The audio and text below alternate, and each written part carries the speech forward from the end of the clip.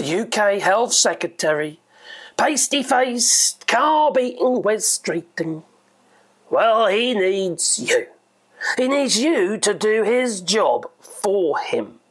Anyway, please click the whole like button. And what do I mean by that? Well, he's calling on you to give him ideas. I got an idea for him. Go and sling your flippin' hook. Now, okay, this might be a personal opinion, but I'm not particularly keen on Wes Street. I think he's a little bit creepy, if you ask me. No, yeah. And for him to tell us to get healthy when he clearly ain't that healthy himself, he's got a rather, how to put it, pasty complexion. A complexion that looks like it's been fed by too many carbohydrates. That it does. He don't look particularly healthy. And there's a thing called skinny fat, and he ain't skinny anyway. But, you can actually be unhealthy and thin at the same time. You need activity in your health plan. And talking about health plans, this government, under Wes Streeting, wants, as a health secretary that is, he's got this 10-year health plan to get the NHS back to how it should be. Sounds like a good idea to me. I actually think it's quite a good idea to actually call on people to come up with ideas, but it really depends on who actually is making those suggestions. When you consider we just had a flippin' Brexit referendum where the vote was given to the English who voted against their best interests. Yes, I did say English. The idea of giving them the power of suggestion doesn't sound like such a great idea. Sorry. And I know not all the English voted for Brexit. And I know there's many very clever, very bright, very sensible people in England. But unfortunately, we've still got the Brexit, which cut us off from a nice steady supply, a sump, if you like, of health workers from the EU, trained with other people's money. So it sounds like a really good idea. And it does. For the country who's the recipient, not necessarily the one who actually paid for all the training. Well, you remember, many of these countries, such as France, they don't pay for their training here. No. It's footed by the government. So many of those, working in the NHS, in the UK still, who are trained abroad, they don't have the debts that you have in the UK, for your training. Getting rid of the bursary for the NHS was one of the worst decisions they've ever made. And as such, we've now got a shortage, a massive shortage. Now, when I reported on it before, we had about 40-odd thousand shortage in nurses. It's probably more than that now. So many have left. And they're basically just replaced those who left, really, with Nigerians. Which always makes me tickle. Because it kind of pokes the racists who voted for Brexit in the eye. I know not all people who voted for Brexit are racist, I know that. But you see, Wes Street is calling on these people to help them out, And you can submit your ideas to change.nhs.uk. Now, like I say, one idea would be, Wes Street, and go and sling your hook. And let's get somebody competent in charge. Because you ain't it.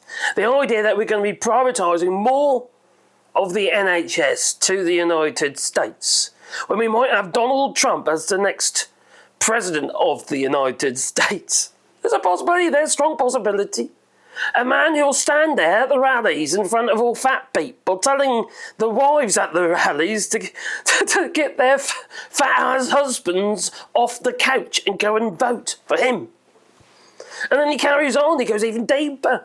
Get those fat pigs off the couch and go and vote, and then they're all standing behind him. The fat people. People like me. And yet, Wes Streeting's quite comfortable in selling our national interests to the United States. It's already happening. It's happening under the Tories, big time. Not just your data, no. Not at all. It's also the healthcare itself is practices. The surgeries, what have you, and especially in London, there's quite a few of those being sold to companies that are owned by the United States. Well, now, the thing is, you see, the idea that just a few ideas are going to, go, oh, how do you make this work, and what have you. It's, whatever ideas you throw out, they're all going to require funding.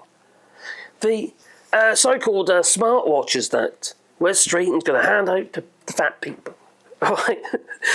Try and get them healthy. That ain't going to work. You're better off paying for a subscription to a gym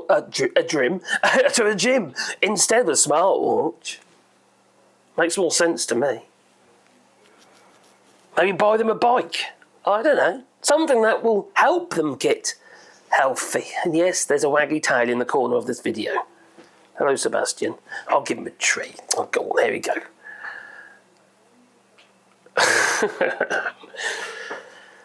And now he wants to, give the fat pill to fat people, and especially those who are unemployed, to try and get them back into work. It's got all these weird and wacky ideas, and it ain't really solving the issue.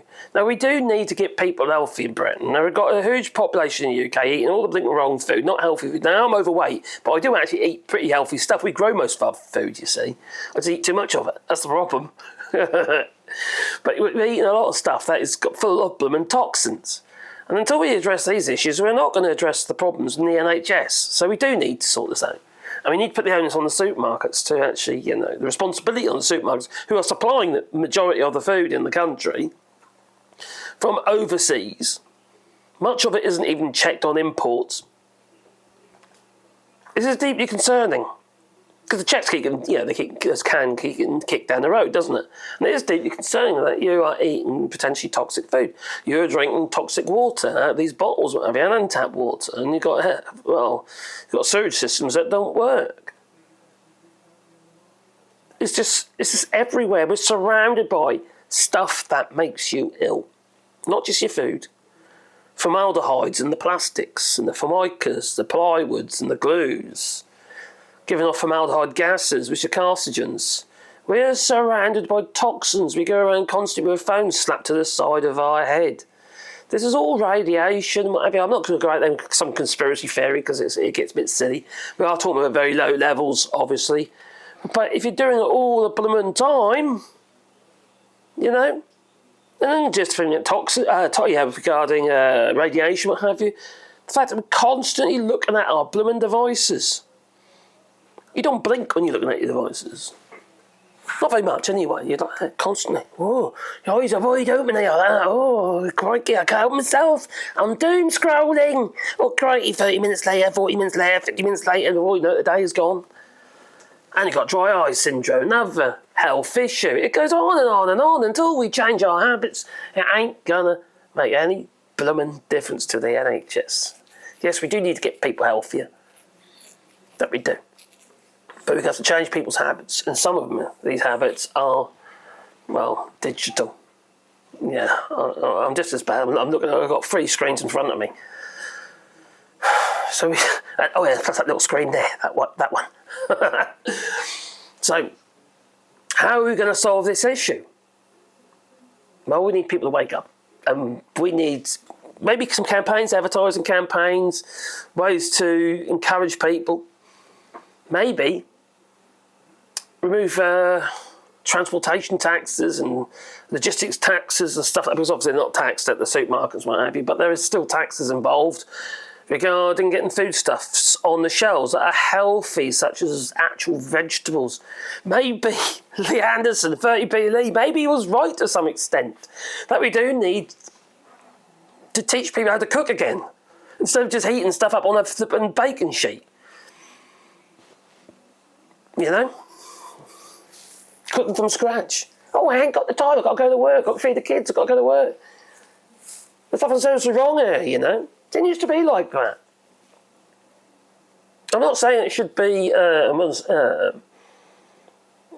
man or the woman and what have you, going to work and earning the crust and everyone, we can share the balance, We can share it.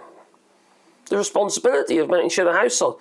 But the fact that these days it seems like we've got to have 2 blooming incomes coming into a home to be able to sustain us, of basics. Not luxuries necessarily, but, things that are not necessarily considered as luxuries, such as internet connections and stuff like that. You can't really get away from it now because our lives are based on it. You can't fill forms in without being connected these days. You can't pay for stuff without being connected these days. Maybe we just need to simplify our lives. Get less complicated. I'm not saying get rid of technology, I'm just saying maybe we need a balance. It's just, we're going too far one way. That's my feeling anyway. And I'm not that old, 54, you know. I can remember when the internet first came, you know, I was one of the early people who had internet on a 3.5-inch floppy drives and stuff. Yeah, to make this connection. Here's a company called Paston Media in Keswick Hall in Norfolk, you know.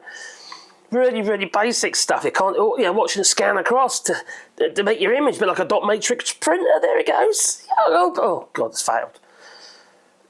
It was laborious. And but you know, they were the early days. But look where we've come to now. And I think we've got to a point now. I'm not saying we've got to go back to that because that was horrendous. But you need to. I think we just need to realise, stand back a little bit, and actually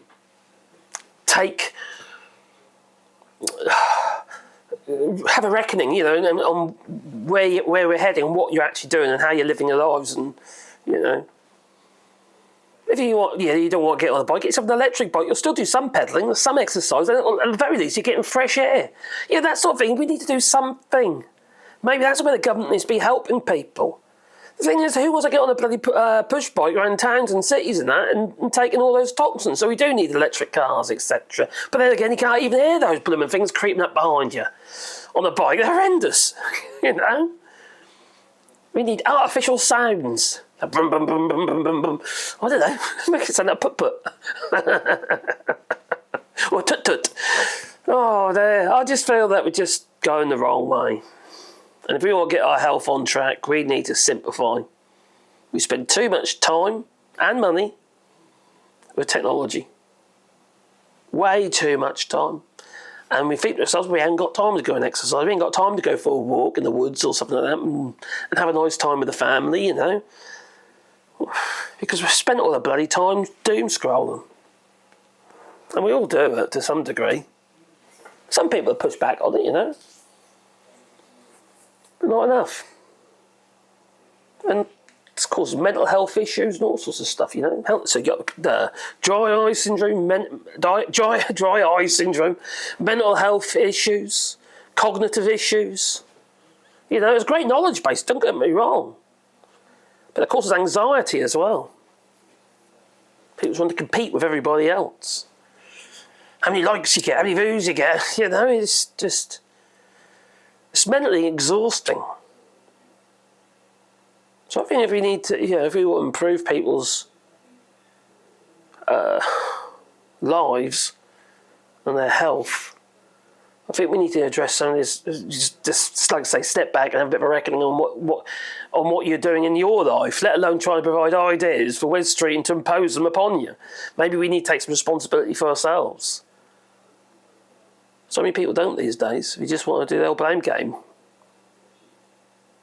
seem to need to have that instruction that we need to be controlled by government to tell us what to do. And then when they tell us what to do, we complain. It's madness. It's just madness. But that's the world we live in these days. Anyway, what do you say, you? Do you think Wes Streeting's plan to get you to come up with ideas for him, basically doing his job, do you think that is a good idea, or do you think it's just a cop-out? I think I do. To some degree. I know it's only a baby step. Maybe. I don't know. I'd like to give him benefit of the doubt. But it doesn't help that I don't actually like them.